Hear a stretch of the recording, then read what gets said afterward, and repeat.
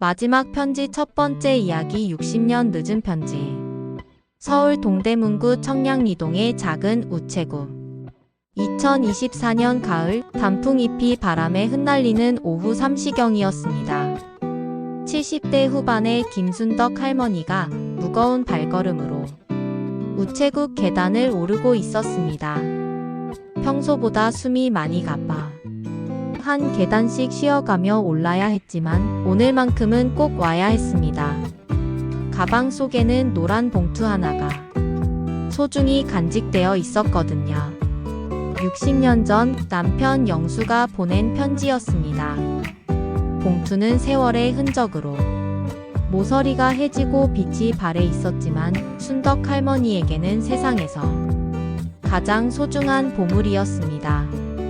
우체국 문을 열고 들어서니 늘 친절한 젊은 직원 미영이 반갑게 맞아주었습니다.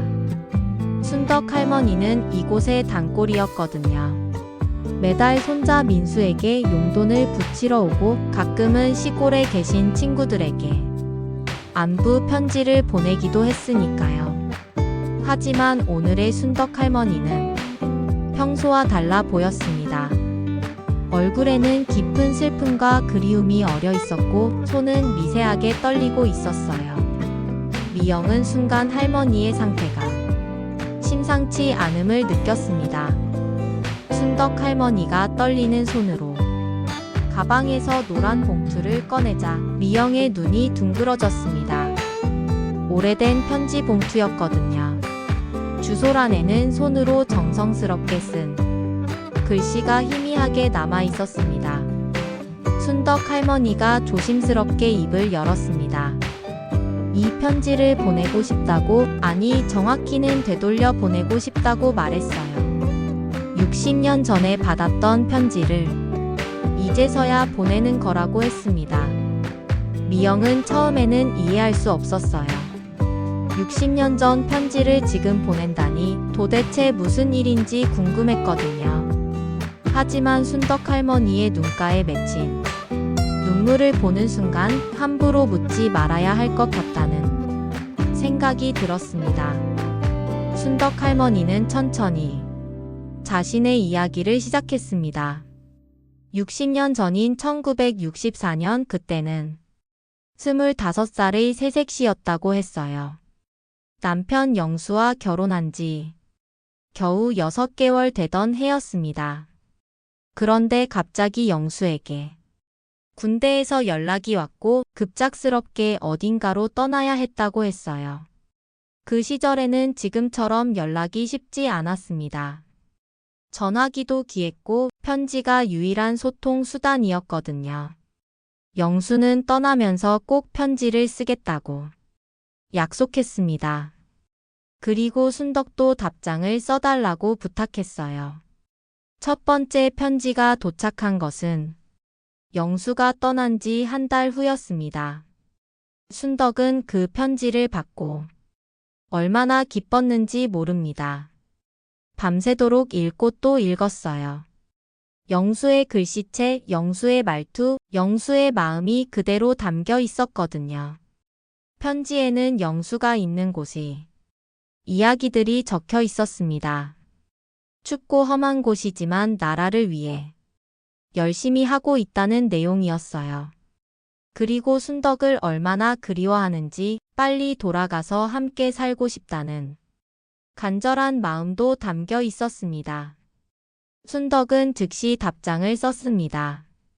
자신도 영수를 얼마나 기다리고 있는지, 집에서는 무슨 일이 있었는지, 동네 소식들을 자세히 적었어요. 그리고 무엇보다 사랑한다는 마음을 정성스럽게 담았습니다. 하지만 그 답장은 보내지지 못했습니다. 편지를 쓴 바로 그날 밤 순덕의 시어머니가 갑자기 쓰러지셨거든요. 급히 병원으로 모셔야 했고 며칠 동안 병원에서 밤을 새워야 했습니다. 그 와중에 편지를 보내는 일은 까맣게 잊어버렸어요. 시어머니가 회복되고 집으로 돌아온 후 순덕은 그제서야 답장을 보내지 못한 것을 깨달았습니다. 하지만 이미 일주일이 지나버린 상태였어요. 늦었지만 그래도 보내야겠다고 생각했는데 그때 또 다른 일이 생겼습니다. 마을에 안 좋은 소문이 돌기 시작했거든요.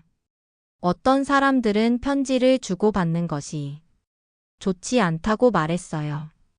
그런 것들이 검열에 걸릴 수도 있다고, 괜한 오해를 받을 수도 있다고 겁을 주었습니다.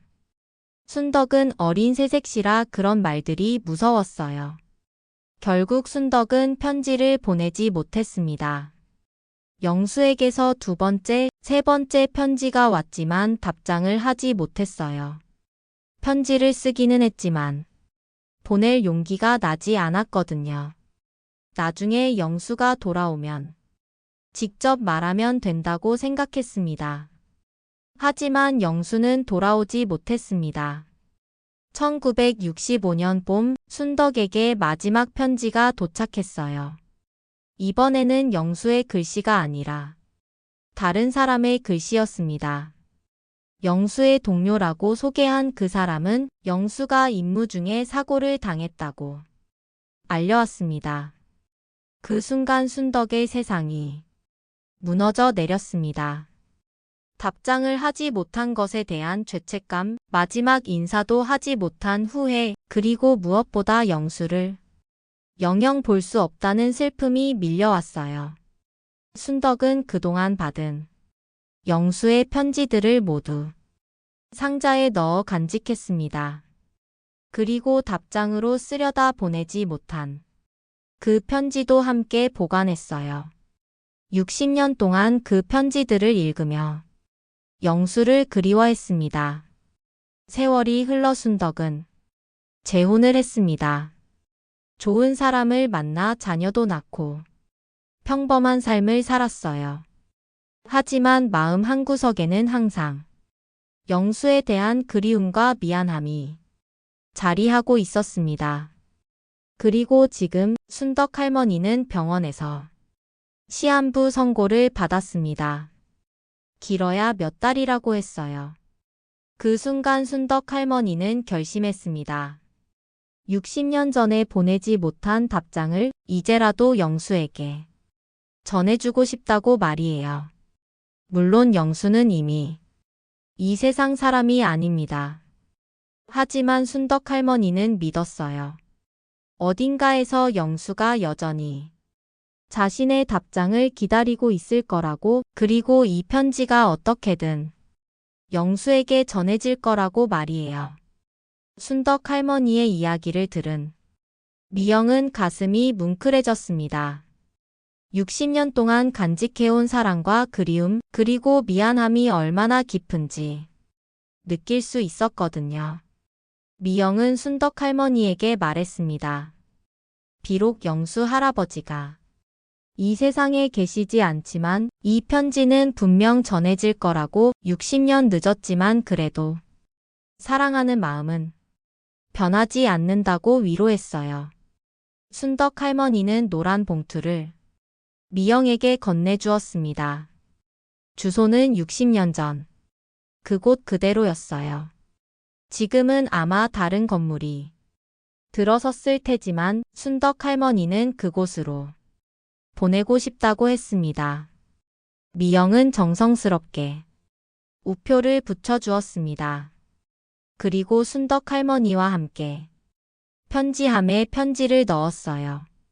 60년 만에 보내는 답장이 우체통 속으로 사라지는 순간 순덕 할머니의 얼굴에 평화로운 미소가 떠올랐습니다. 우체국을 나서는 순덕 할머니의 걸음은 올 때보다 훨씬 가벼워 보였습니다. 60년 동안 마음에 담아두었던 무거운 짐을 내려놓은 듯한 모습이었어요. 하지만 이 이야기는 여기서 끝이 아니었습니다. 며칠 후 그 편지는 예상치 못한 곳으로 배달되었고 또 다른 놀라운 이야기가 시작되려 하고 있었거든요. 과연 60년 늦은 편지는 어디로 갔을까요? 그리고 그 편지를 받은 사람은 누구였을까요? 순덕 할머니의 마지막 소원은 이루어질 수 있을까요?